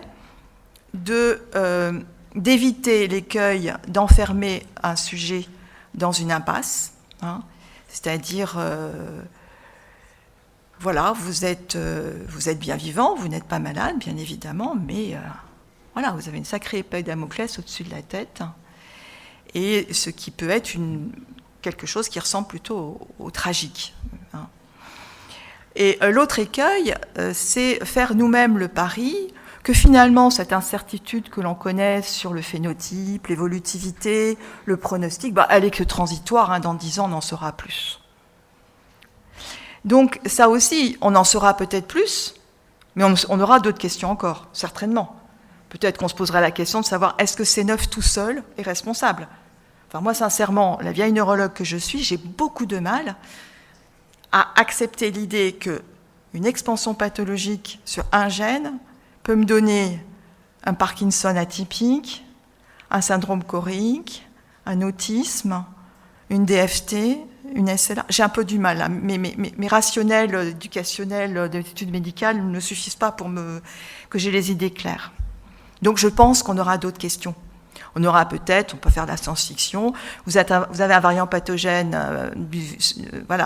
sur tel... Mais ce gène-là, il faut aussi qu'il soit associé à telle anomalie et telle épigénétique, tel facteur de risque, génétique ou non génétique. Donc, il faut assumer quand même, il faut aussi savoir assumer l'incertitude, alors c'est contre-intuitif, donc c'est ça. La clinique de l'incertitude, ça veut dire quoi? Ça veut dire que la posture du praticien, elle est volontairement, on se présente au patient volontairement avec le souci d'accompagner une personne dans ce rapport qu'il y a avec l'incertitude. Ce qui présuppose que nous posons l'incertitude, nous l'assumons. Je ne sais pas tout. La seule chose que je sais aujourd'hui, c'est qu'il y a un variant génétique considéré comme pathogène, mais c'est tout ce que je sais. Je n'en sais pas plus. Il y a donc un risque, certain, mais je ne peux pas vous donner plus d'informations. Et dans les questions que pose le patient, à partir des questions, peut se construire un dialogue au cours duquel on est capable de dire ce que l'on sait, mais de dire aussi ce que l'on ne sait pas, ce qui n'est pas toujours aisé à poser comme posture initiale. Et il faut donc veiller à ce que nos discours permettent à la personne de continuer à élaborer des projets, du possible, d'être devant, le sujet poussé vers l'avant par la vie elle-même, et ne pas fermer par une prophétie cette capacité d'exister, les philosophes de l'existence le disent bien, être projeté vers l'avant et ne pas borner ou ne pas s'empêcher de se projeter de l'avant. Bien évidemment, tout ceci se fait aussi avec le souci d'aider, d'accompagner, de protéger les personnes. Il y a pour le moment des choses à faire sur la reconnaissance de leur situation dans l'accès aux soins, la lutte contre toute discrimination, ce qui me paraît hyper importante, en particulier au niveau des assurances, mais ça ne dépend pas de nous, même si on peut porter ce genre de combat. Voilà, c'est les deux points principaux, le poids des mots et la reconnaissance de l'incertitude, non seulement la reconnaître entre nous, mais la vivre au quotidien quand on a devant nous une personne qui n'est pas malade, mais qui consulte pour une levée de l'incertitude génétique et sur lui-même du fait de sa parentèle. Voilà, je vous remercie.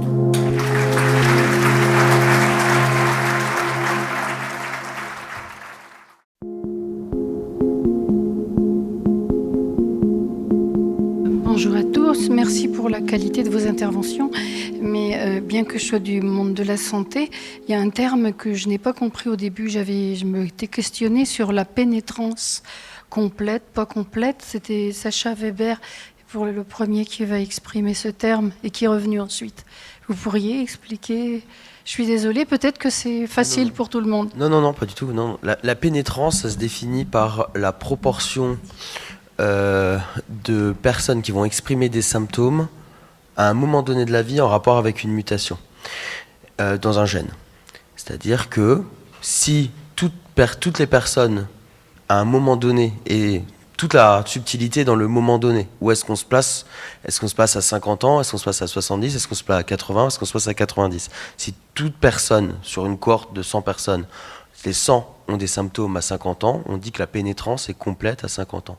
Si 10 personnes sur 100 n'ont pas de symptômes à 50 ans alors qu'ils ont la mutation, on dit que la pénétrance est à 90%. Mais quand on parle de pénétrance, il faut toujours parler d'âge avec, parce qu'une pénétrance à 50 ans n'est pas une pénétrance à 100 ans. Et c'est là où tout est la subtilité, et où en fait, où la signification devient floue de la pénétrance. Parce que on me dit pénétrance, mais il faut préciser quand et de quoi on parle. Moi, j'avais une question à poser à Véronique. Est-ce que, alors bien sûr, on adhère tous à ce qui a été dit, mais est-ce que la clinique de l'incertitude risque pas de placer les praticiens, ou en tous les cas les médecins qui sont impliqués dans la prise en charge, en fin de compte, à méconnaître et à pas s'intéresser à tous ces éléments qui sont prodromaux, et le risque, c'est de ne pas aller les rechercher, puisqu'on surfe sur de l'incertitude et que la mise en évidence de signes cliniques peu intenses, relativement peu spécifiques. Alors, en tous les cas, ils n'ont pas été rapportés pendant très longtemps, bien qu'on soit tous conscients qu'il y ait une phase silencieuse et puis après, évidemment, avec paucisymptomatique. Est-ce que tu penses que le fait de s'y intéresser et le fait qu'il y ait quand même aussi de la recherche thérapeutique, parce que si un jour on arrive à démontrer, par exemple, que l'étude Atlas, on ne sait pas qu'est-ce que ça donnera, mais a un effet sur le devenir des gens, est-ce qu'il ne faudra pas non plus argumenter dans l'idée d'être peut-être un peu plus proactif?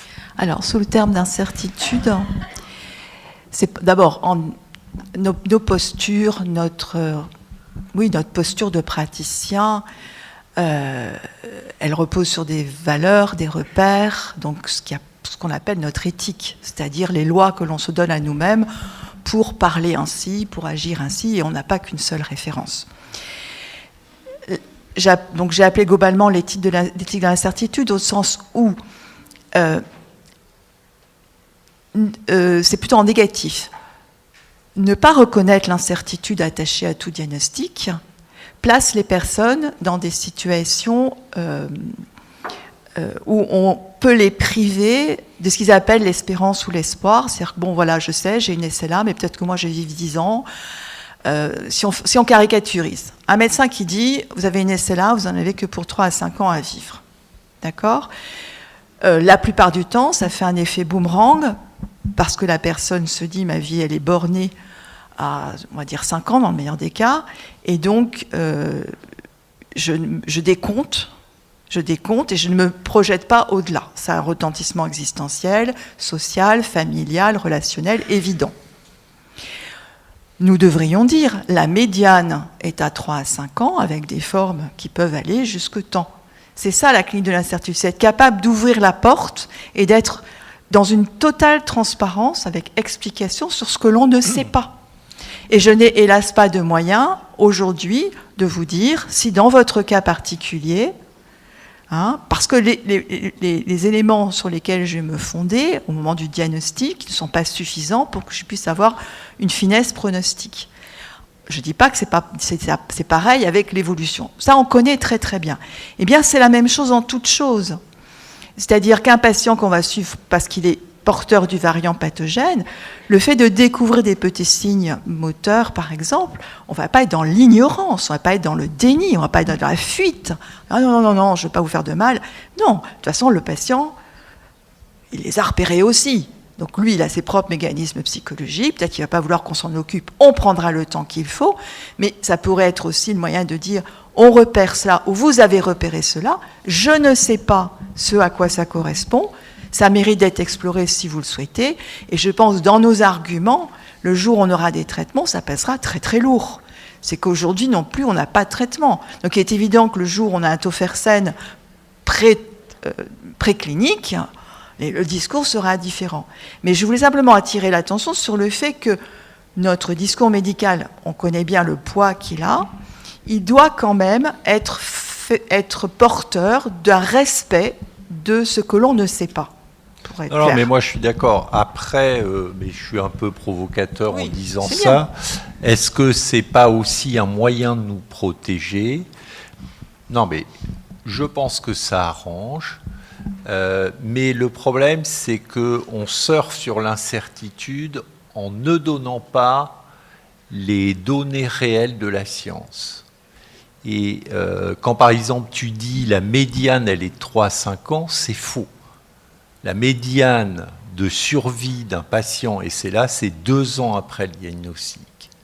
Alors on dit 3-5 ans, et comme par hasard, on leur parle des 5% ou des 10% qui vivent plus de 10 ans. Tu ne leur parles pas des 10% qui vivent moins d'1 an.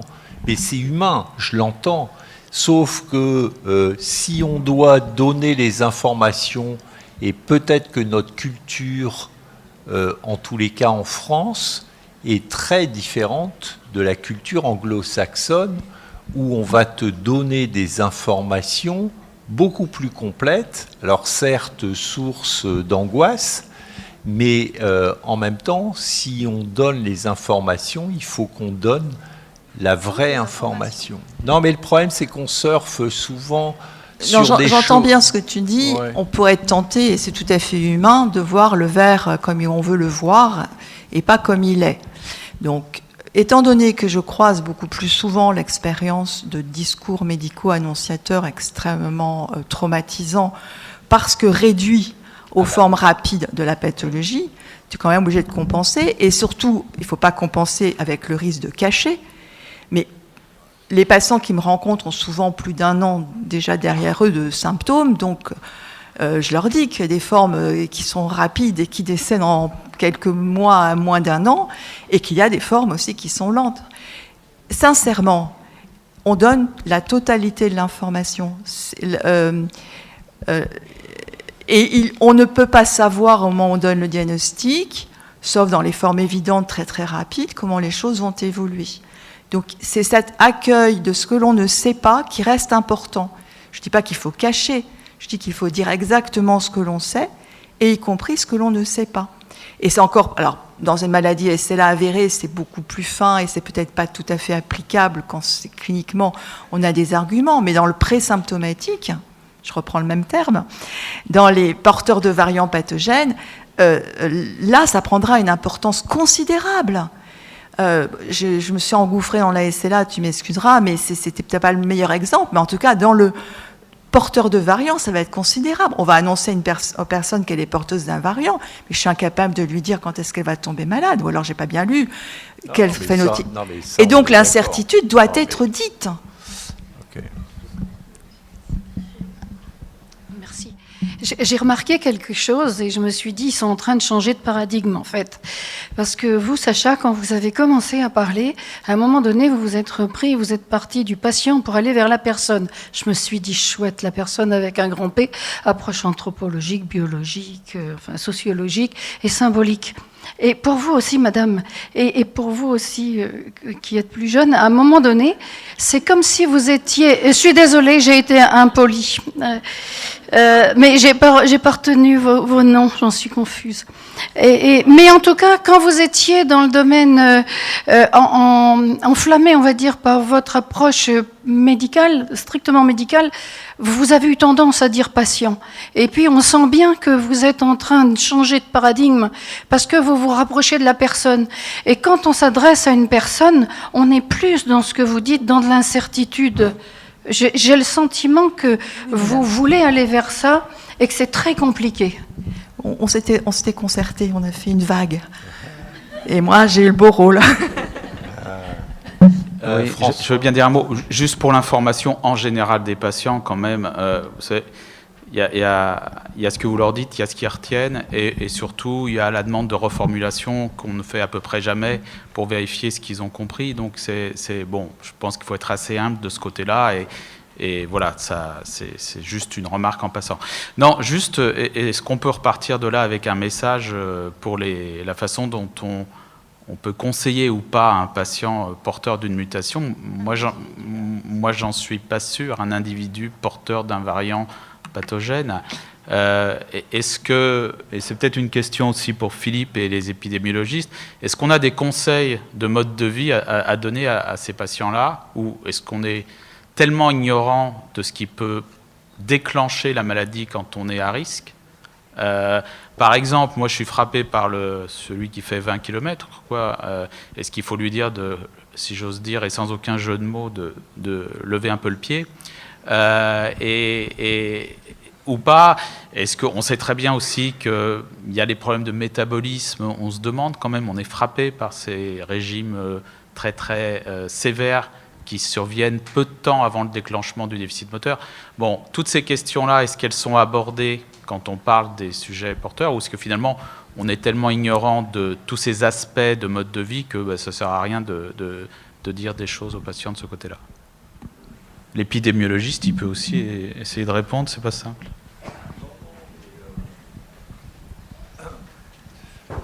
Moi, je pense que c'est un champ qui est en train de bouger, et je pense que le fait que Benatar ait conceptualisé cette période qui précède l'apparition des signes cliniques et que, en fin de compte, on n'appréhende pas en pratique clinique quand nous, on est neurologue, puisqu'on voit que des gens avec des symptômes, alors divers, mais qui ont déjà mis quand même beaucoup de temps avant d'arriver à nous.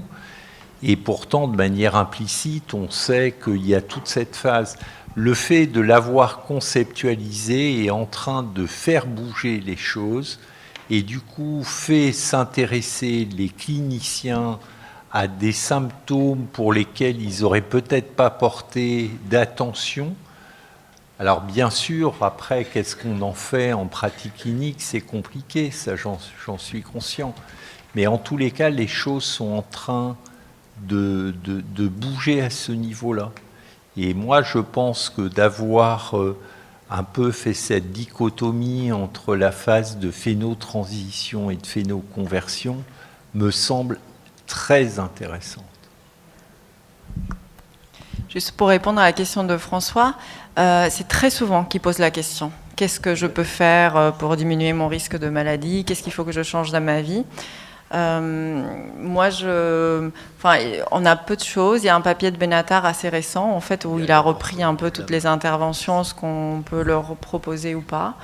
En gros, la seule recommandation, c'est arrêter de fumer parce qu'il n'y a aucun bénéfice à fumer et que ça fait peut-être pas du bien. Au niveau alimentaire, c'est les oméga 3. C'est vraiment le seul élément. Voilà. Après, moi, je dis avoir une vie saine, comme pour les facteurs de risque cardiovasculaire. C'est ce que je leur dis. Mais bon, je ne sais pas ce que les autres font. Oui, moi, ma question était un petit peu du même ordre. Je voulais savoir si aujourd'hui, on avait identifié des facteurs de risque, environnementaux ou autres, pour cette phase de phénoconversion.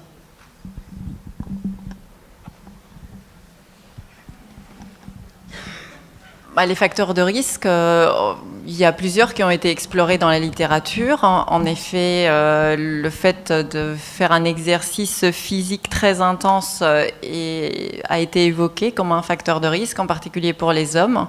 Donc peut-être en effet qu'il faudrait leur dire qu'ils réduisent un peu la cadence quand ils sont vraiment très très actifs. Voilà. Après, pour les autres facteurs de risque environnementaux modifiables, à ma connaissance, il n'y a pas pour l'instant d'autres conseils qu'on puisse leur donner. Peut-être que le sommeil va se rajouter maintenant aux recommandations qu'on va leur faire, même si ça rentre de vie. Moi, je leur dis souvent, le corps, il n'aime pas le stress, il aime bien dormir, bien manger, être en bonne santé psychologique, etc. Bonjour, moi j'avais une question pour le docteur Weber. En fait, c'est par rapport à une histoire clinique d'un patient et ça concerne Huntington, mais bon, voilà, c'était la question du diagnostic préimplantatoire parce que c'est un patient en fait qui a une 70 ans, qui est atteint d'une chorée. Ses enfants, selon ce qu'il m'a dit, n'ont pas été testés. Et par contre, ces petits-enfants, il y a eu un diagnostic préimplantatoire. Est-ce que c'est possible, ça, en pratique, que les enfants, en fait, sa fille, ne sachent pas si elle est porteuse, mais que le petit-enfant soit protégé, entre guillemets? Oui, c'est possible. Ça s'appelle le diagnostic préimplantatoire d'exclusion. C'est le même principe que le diagnostic préimplantatoire, avec une fécondation in vitro, un tri embryonnaire et une réimplantation des embryons considérés comme sains. Sauf qu'au lieu d'aller chercher la mutation, et ça vaut, on parle de Huntington, mais ça vaut pour absolument toutes les pathologies génétiques, autosomiques dominantes en tout cas, on va ne pas aller chercher la mutation en elle-même, mais on va aller exclure par des marqueurs, qu'on appelle des marqueurs microsatellites, les allèles hérités du grand-parent atteint. Et donc, in fine, on va avoir des embryons réimplantés sans l'ensemble du patrimoine génétique du grand-parent atteint, et donc on élimine le risque de transmission de la pathologie sans qu'on sache, ni même les biologistes qui font les techniques, si le parent est porteur ou non de la mutation, puisqu'on enlève le patrimoine génétique. C'est du DPI d'exclusion. Après, ça reste des conditions, il y a des conditions. Il faut avoir accès au patrimoine génétique des grands-parents et notamment du grand-parent atteint. dans des pathologies à évolution rapide neurodégénérative, des fois c'est compliqué parce qu'on n'a pas l'ADN. Donc c'est pas toujours accessible, mais c'est possible. Merci. Moi, j'avais un peu une question, mais qui peut s'adresser à vous quatre. C'est de manière un peu provocatrice, mais quel est pour vous le vrai intérêt à suivre les patients qui sont porteurs d'un variant pathogène ? C'est quoi l'objectif qu'on se fixe et est-ce qu'il y a un intérêt ? On voit que d'ailleurs, en fonction de l'organisation des différents CHU, il y a des porteurs de variants pathogènes pour lesquels on est, nous en tous les cas, neurologues de centre de pathologie du motoneurone, même pas au courant qui sont venus faire le diagnostic. Donc c'est quoi, si vous deviez faire passer des messages, alors ce n'est pas une question facile, hein, mais... Moi, si je peux me permettre de répondre ou d'apporter un élément de réponse à ta question, je vais reposer une deuxième question, en fait, que je souhaite poser là, depuis un petit moment à Maria Delmar et à Sacha, parce que finalement, peut-être que de pouvoir répondre à cette question, c'est de se poser la question au moment où le patient évoque une démarche de diagnostic pré-symptomatique, et donc on va l'accompagner, comme tu l'as bien expliqué, sur le plan psychologique. Est-ce que véritablement on discute avec le patient de tous ces enjeux, en fait, d'un suivi potentiel, des marqueurs qu'on peut aujourd'hui suivre éventuellement dans la SLA, du dosage de neurofilaments, etc. Est-ce que ça, véritablement, aujourd'hui, c'est discuté avec les patients SLA ? En tous les cas, j'ai eu l'impression, mais peut-être as-tu fait un résumé très rapide, Maria, que peut-être c'était des points qui n'avaient pas vraiment été évoqués avec les patients au moment où on s'est orienté vers un diagnostic présymptomatique. Oui, donc au cours de la première consultation, comme a dit Sacha, qui est une consultation très importante d'échange, d'informations, ils reçoivent énormément d'informations et ça fait bien sûr partie des choses qu'on va leur dire. Si jamais on fait les deux scénarios, moi je fais des schémas avec des petits dessins et donc il y a la possibilité, ils ne sont pas porteurs. Et puis il y a la possibilité, il y a porteurs et tout ce qui en découle en termes d'incertitude, en termes de suivi, en termes de possibilités pour le diagnostic prénatal ou autre en fonction de leur âge.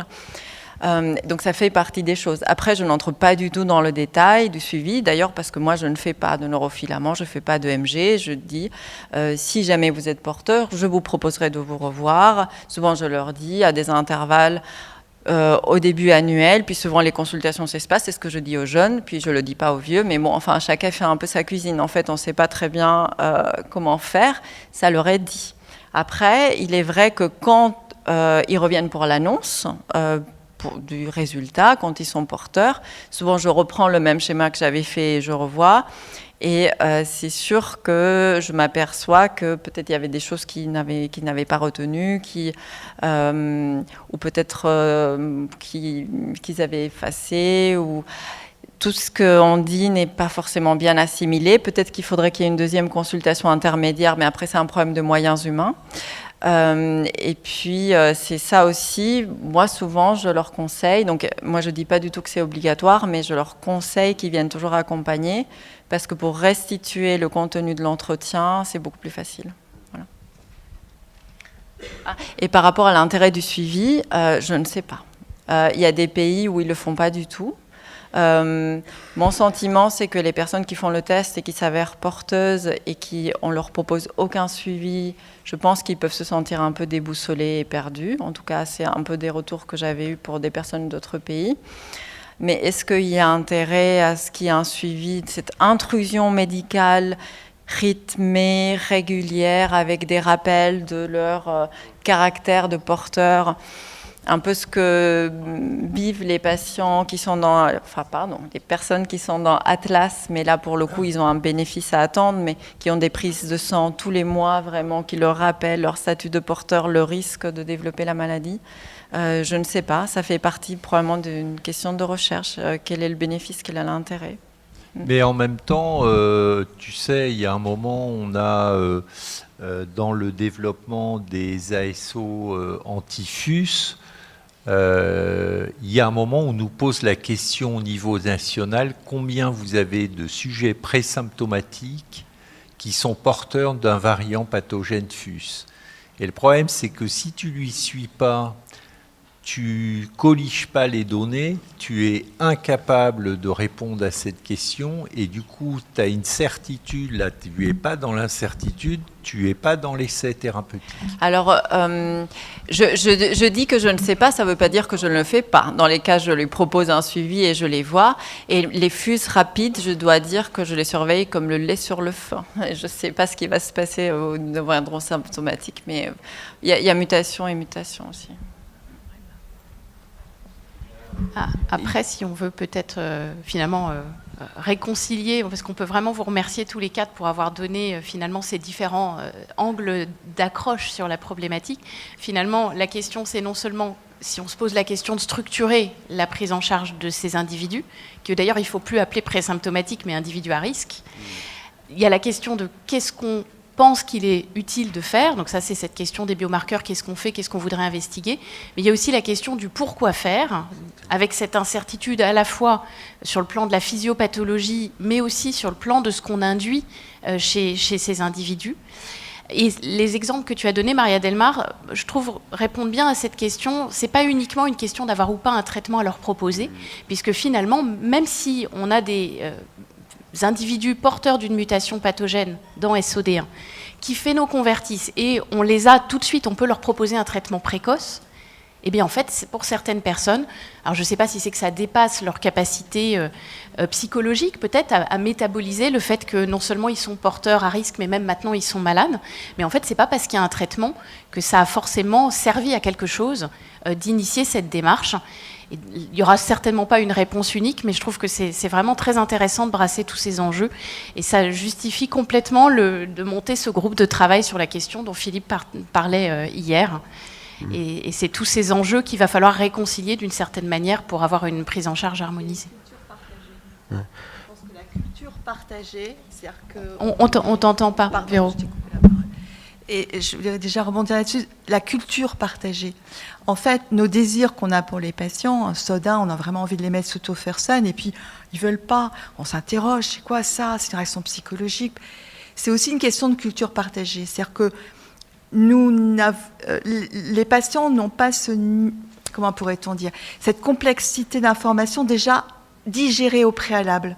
Et donc, ça dépend de la culture générale.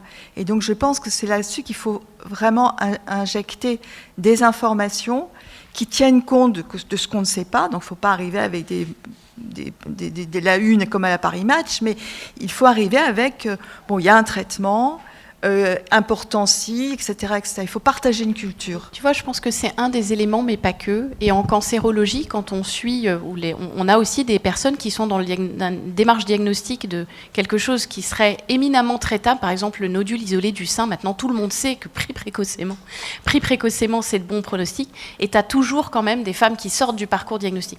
Donc je pense qu'il y a tous ces enjeux aussi psychologiques qui sont à prendre en compte pour construire Oui. Et je suis d'accord, et il y a le souhait du patient et le souhait de quand est-ce qu'il change d'avis.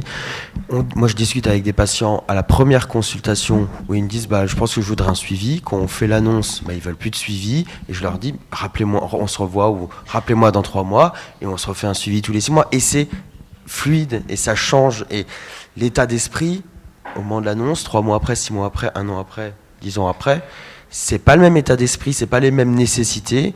Leur parcours de vie a peut-être changé, il y a peut-être des choses qui ont changé dans leur vie, donc ça nécessite d'être, je pense, de faire aussi du cas par cas et de prendre les choses pas comme fixées par une décision prise à un moment T.